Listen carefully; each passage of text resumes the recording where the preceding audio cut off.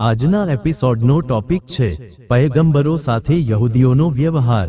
અસ્સલામુ અલૈકુમ, અલ્હમ્દુલિલ્લાહ।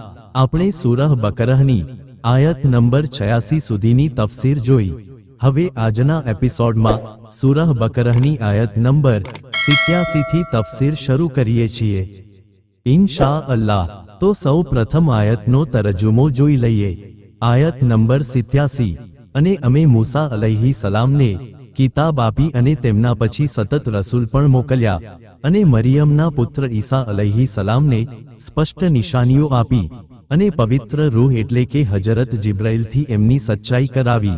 પરંતુ જ્યારે પણ કોઈ પયગંબર તમારા પાસે એવી વાત લાવ્યા જે તમારા વિચારોના વિરુદ્ધ હતી, તમે તરત જ ઘમંડ કર્યો। પછી કેટલાકને તમે જૂઠા ઠેરવ્યા અને કેટલાકને કતલ કરી દીધા। આ આયતની તફસીર।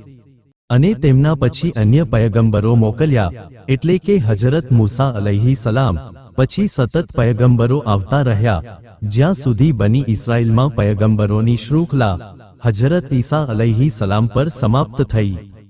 બય્યિનાત એટલે કે સ્પષ્ટ નિશાનીઓ નો અર્થ એ ચમત્કારો છે જે હજરત ઈસા અલૈહિ સલામને આપવામાં આવ્યા હતા, જેમ કે મૃતકોને જીવિત કરવા, કોઢી અને અંધને સાજા કરવા વગેરે। આનો ઉલ્લેખ સૂરહ આલે ઇમરાન આયત નંબર 49 માં છે।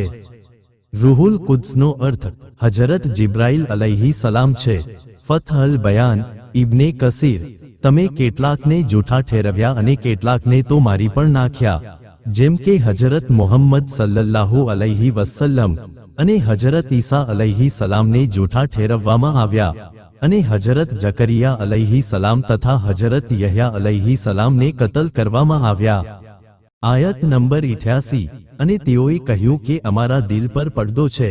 ના, પરંતુ તેમના કુફરના કારણે તેમને અલ્લાહે દૂતકારી દીધા છે, તો તેમનામાંથી ઈમાનવાળાઓ ફક્ત થોડા જ છે। આ આયતની તફસીર। અને તેઓએ કહ્યું કે અમારા દિલ પર પડદો છે એટલે કે હે મુહમ્મદ સલ્લલ્લાહુ અલૈહિ વસલ્લમ, તારી વાતોનો અમારા પર કોઈ અસર થતો નથી, જેમ કે બીજી જગ્યાએ છે। સૂરહ ફુસિલાત આયત નંબર 5 માં છે, અમારા હૃદયો તે દાવતથી પડદામાં છે જે તરફ તું અમને બોલાવે છે, તો તેમનામાંથી ઈમાનવાળાઓ ફક્ત થોડા જ છે। હૃદયો પર સત્ય વાતની અસર ન થવી આ કોઈ ગૌરવની વાત નથી, પરંતુ આ તો ધ્રુતકારેલા થવાની નિશાની છે। આથી તેમનું ઈમાન પણ એવું છે જે અલ્લાહ પાસે અસ્વીકાર્ય છે, અથવા તેમાં ઈમાન લાવનારા લોકો બહુ ઓછા જ હશે।